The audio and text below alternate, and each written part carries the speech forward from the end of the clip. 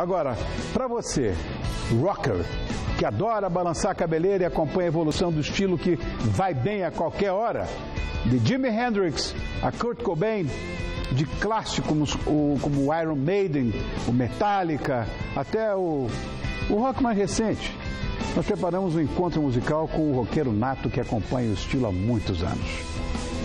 Ele já foi locutor da 89, a Rádio Rock, esteve à frente de programa na MTV por muitos anos, entrevistando feras. Eu não acreditei quando vi Foo Fighters, Pearl Jam, Ozzy Osbourne. Isso é, sem dúvida, um dos DJs mais queridos do Brasil. Vê se não é. Ramon, um dos fundadores do punk rock e provavelmente a figura mais importante do movimento.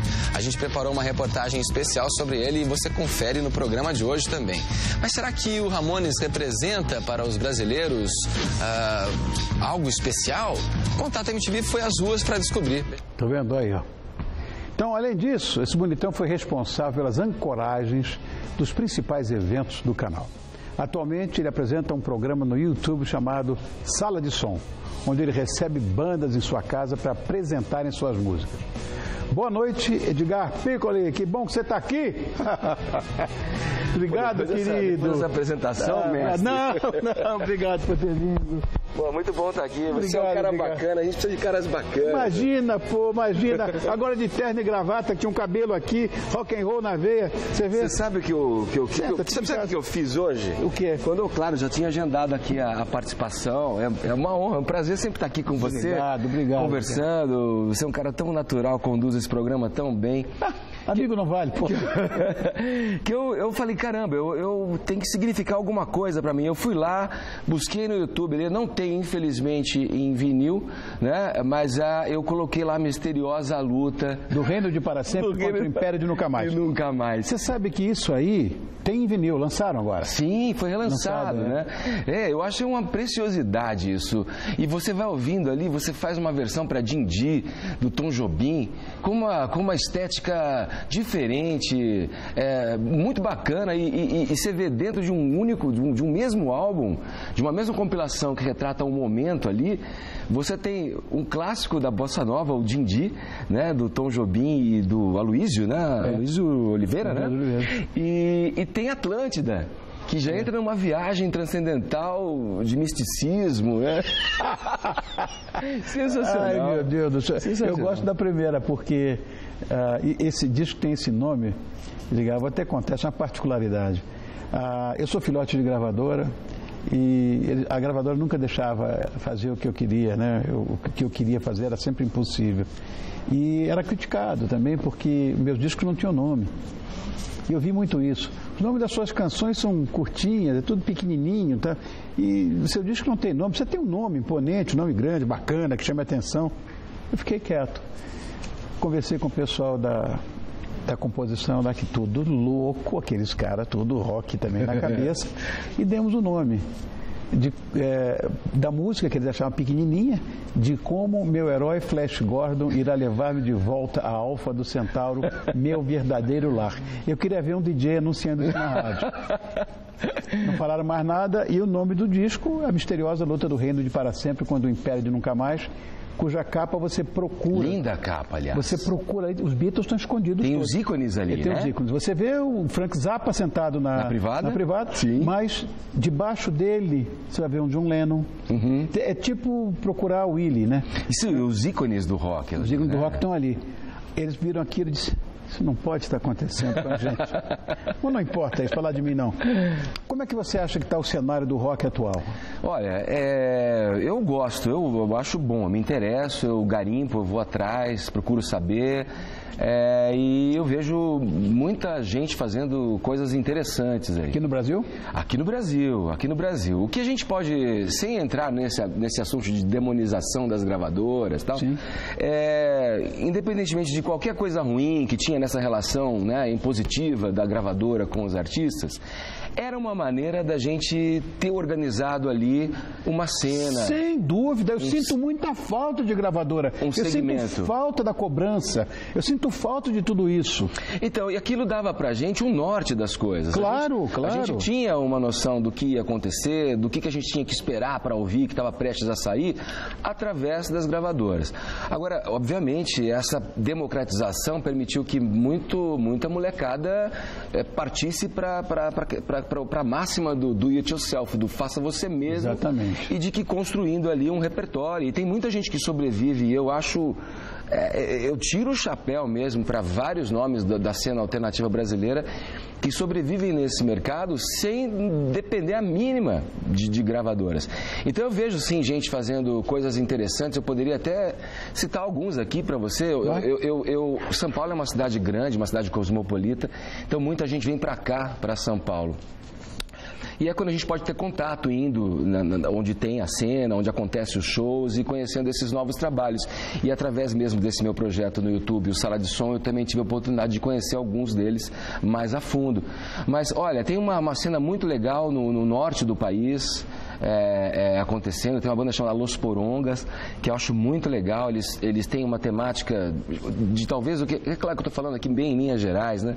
De uma temática que se aproxima muito mais das coisas, das letras, do que a gente definiu como MPB, né? A música popular brasileira, mas com uma cama rock, com as texturas do rock ali bem interessantes. Tem o Debadios, que é de Sergipe, que é uma formação bem enxuta, com frontman, assim, guitarra, distorção e um cara no ritmo, um cara na batera, e que faz uma coisa mais com influência de blues e aquela coisa empoeirada, assim, sabe?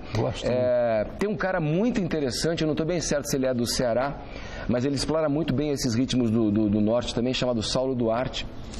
Saulo Duarte é a unidade, ele tem um disco lançado ano passado chamado Quente, que já acabou confirmando uma tendência que ele colocava no primeiro trabalho, que é misturar as coisas do ritmo do norte do país, como uma guitarrada, a coisa do carimbó, a coisa desse pop brega, assim, com uma visão muito, muito interessante, assim, um naipe de metal que remete a coisas do afrobeat, timbres de guitarra que vão desde aquela coisa meio o western spaghetti, até a coisa da Juju Music africana. Eu acho um grande cara que está fazendo um trabalho muito legal. Já que você está falando de nomes, eu acho que cabe perguntar para você, na sua opinião, qual foi o maior ícone do rock nacional? Bom, quem foi ou é? Rita Lee, né? Sem pensar diretamente, eu te diria, porque ela faz parte daquela fase clássica, histórica, formação dos Mutantes, né? O qual você, mestre, batizou. Minha amiga aí, ó. Você é minha queridinha. A Rita Lee é sensacional, né? Ela depois do trabalho dos Mutantes, quando os Mutantes lançaram o Mutante no País dos Bauretes, né? Que acho que foi o último disco que ela participou. Ela depois se juntou a Lúcia Turnbull para fazer as Celebrinas do Éden. Isso. Que já demonstrava Lucinha, ali. Minha amiga também, querida. Que já dava uma norteada para onde ela iria depois com o Tutti Frutti, né? Tanto no Entradas e Bandeiras quanto no Fruto Proibido. Então a Rita Lee, para mim, pra mim também. A deusa do rock and roll. Para mim também. Para mim também. Sem nenhuma dúvida. Para mim também. Não há dúvida nenhuma. Ritinha, ela vê a gente, ela vê o programa. Ritinha, estou em dívida com você, meu amor. Adoro a Rita Lee. Porque, ó, um beijo, amor meu. Adoro a Rita Lee. Todas as vezes que eu entrevistei ela e o Roberto para a MTV, quando estava na MTV, ela foi sempre muito generosa, muito verdadeira, assim, sabe? Sem fazer firula, sem ficar de salto alto. Ela foi muito legal. E o Beto Lee, que eu conheci também, tive a oportunidade de trabalhar junto na minha passagem pelo Multishow. Um cara bacana, né? De DNA rock and roll. Fala em DNA rock and roll. Estão fazendo agora, não um, mas 2 documentários sobre o Kurt Cobain, né? Eu não sei qual foi a real importância. Você vai me dizer, a real importância do Nirvana no rock. Eu acho que ele vem como tudo na vida, e principalmente no rock, que vem muito como uma afirmação de um início de um outro ciclo. Então, a geração que vem para romper e transformar aquilo que está em voga ou que está na cena já essa é a minha visão. Durante um certo tempo. Esse é o Montage of Heck, né? De um cara chamado Brett Morgan. Eu não vi ainda, eu estou curioso para ver. Eu vi o teaser, o trailer do filme. certamente vai agradar muito aos fãs, né? Mas é triste, né? Você vê a degradação humana ali dele no passar do filme, né? Os integrantes, o Chris Novoselic falando. You always have to do some kind of art. You go out for a few hours and you come back and there's a painting on the wall or he wrote a song. His goal was to write as well as he could, play as well as he could. Mas é coisa da genialidade também, né? Dos extremos da genialidade, né? Um cara muito intenso ali, muito enfiado no mundo pessoal, fechado, e que tem aquela coisa... Isso também é um clichê do rock, né? O cara que nega a fama, nega o... Outras pessoas morreram também em situações... Tem um cara chamado Elliott Smith que também morreu nessa circunstância, não teve o laudo final, se ele se suicidou ou não, e que foi um cara que tinha uma perturbação com a questão de ser público e de ser conhecido, né? Então tem um pouco isso da introspecção do artista, que quando é alçado e jogado ali para a arena do público, ele entra em depressão. Para os leões, ele entra de bico numa depressão. Mas o Kurt Cobain, eu acho que ele veio romper com uma coisa que já vinha dos anos 80, que já estava saturada, e trouxe os elementos do punk na sua música e como característica aí do Nirvana mesmo, a questão das nuances ali dentro do som, uma coisa mais delicada, sutil, silenciosa, até explodir numa raiva, numa fúria, que aí entrava um refrão gritado, essa coisa que era uma característica muito forte do Nirvana desde sempre, né?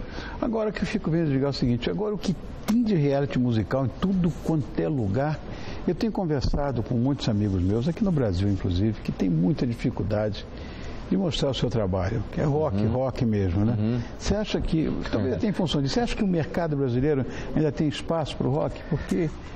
Olha, você vê, né? Também entrando num assunto que gerou uma polêmica aí, né? Do meu companheiro Zeca Camargo, fazendo uma declaração onde ele foi mal interpretado, ao meu ver, e a questão também dessa polarização e exacerbação que as mídias sociais possibilitam, né, nas pessoas. Todo mundo perdeu um pouco o parâmetro do que é elegante, do que é razoável de se dizer ali, né?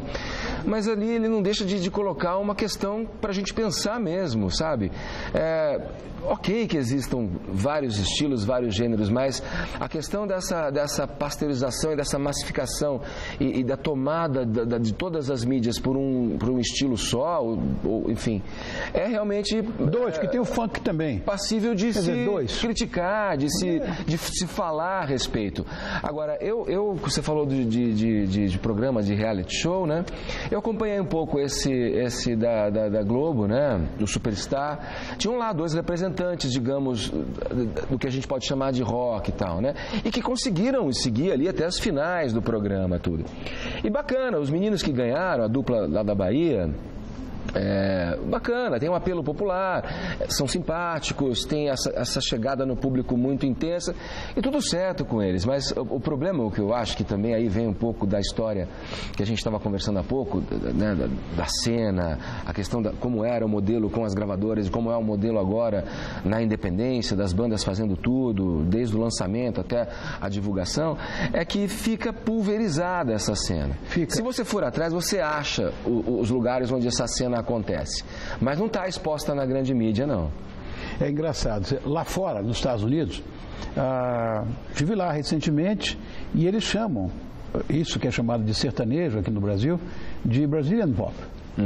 Já é Brazilian Pop. Sim. Porque só tem este gênero aqui na visão deles, lá. Só existe isso. Mas olha só... E tem também o funk. Pois é, Rony, o que eu acho que acontece aí? É um distanciamento da essência da coisa, né? Tanto que no rock também acontece isso. Você pega as bandas, nada contra, hein? Não estou fazendo nenhum juízo de valor aqui não, só uma observação do que eu vejo no mercado. As bandas, porque o rock ele é uma estética, né? Ele é uma estética sonora, ele é uma estética de comportamento visual, né? Enfim, que tudo junto ali forma o que o que define o rock nas suas mais diferentes vertentes, né? Agora, essas bandas que ficam abrindo concessões para fazer sucesso, para cair no gosto para entrar no horário nobre, eu acho que elas já nascem sem essência. Exatamente. Porque a história do rock, o que transformou o rock no que ele é hoje, foi exatamente o contrário. É o caminho contrário, a contracultura trazendo uma possibilidade nova para o mainstream, né? Exatamente. E você, inclusive, já marcou uma geração inteira na época da MTV, numa fase em que havia, na minha visão, uma abertura musical muito maior. E para encerrar o nosso papo, eu quero fazer uma pergunta a você. A gente pode esperar novos ídolos como aqueles daquela época em que você apresentava? Olha, eu não sei. Eu acho que tudo é muito efêmero hoje, mais efêmero ainda, né? Tudo pela pulverização, esses ídolos que surgem, esses youtubers que surgem, fazem um sucesso, todo mundo conhece, pum, daqui a pouco você, quem era mesmo? Mas eu não sabia bem quem era esse cara, mas faz muito sucesso. Eu acho que tem uma coisa acontecendo que até com relação a esse caso da morte do sertanejo aí, que a gente se referiu aqui no comentário do Zeca Camargo, então, eu acho que tem uma coisa que ainda a aferição do que é sucesso oficialmente, ela está ainda do que aparece na grande mídia, digamos. Mas a verdadeira aferição desse sucesso comprovadamente está nas mídias sociais, no boca a boca, dos fãs que se conglomeram ali em torno de um artista, em torno do nome, e ficam alimentando aquilo. Acabou, o tempo é outro. É uma coisa meio paradoxal até assim. Não, pensar, o tempo é outro. Né? O tempo é outro, né? Agora, quanto à MTV, se vai aparecer, eu acho que não. Eu acho que, até seguindo essa linha do meu raciocínio, eu acho que não. Eu acho que cada vez mais vão surgir ídolos efêmeros, momentâneos, que não vão ficar para a história e que não vão marcar. Eu queria agradecer muito a presença deste mega apresentador, radialista, enfim, roqueiro da maior qualidade, que é o Edgar Piccoli. Olha que bonitão que ele está. Obrigado, pô. Você colocou uma imagem do Contato MTV. Eu fazia esse programa com a Marina Persson, companheira que está na TV Cultura hoje em dia, fazendo o Metrópolis. Era demais, porque era uma revista televisiva, então a gente tinha de tudo ali, de música, vários segmentos a gente recebia as pessoas para falar no estúdio. E agora você está na Jovem Pan. Estou na Jovem Pan no Morning Show. Nosso mestre, Newton Travesso. De segunda a sexta, de 10 a meio-dia. De 10 a meio-dia. Muito obrigado pelo convite. Eu fico lisonjeado quando você me convida para falar de rock. Eu fui um cara que nunca me segmentei na música para falar de um gênero que tem tanta gente boa para dizer assim, mas eu acho que a nossa conversa é sempre bacana. Obrigado, meu amigo. Obrigado, eu, querido. Obrigado você. Sorte. Foi um prazer. Então é só estar com ele. Amanhã pode estar lá. De 10 a meio-dia. Está lá no Morning Show. Boa. Obrigado, Edgar. Obrigado.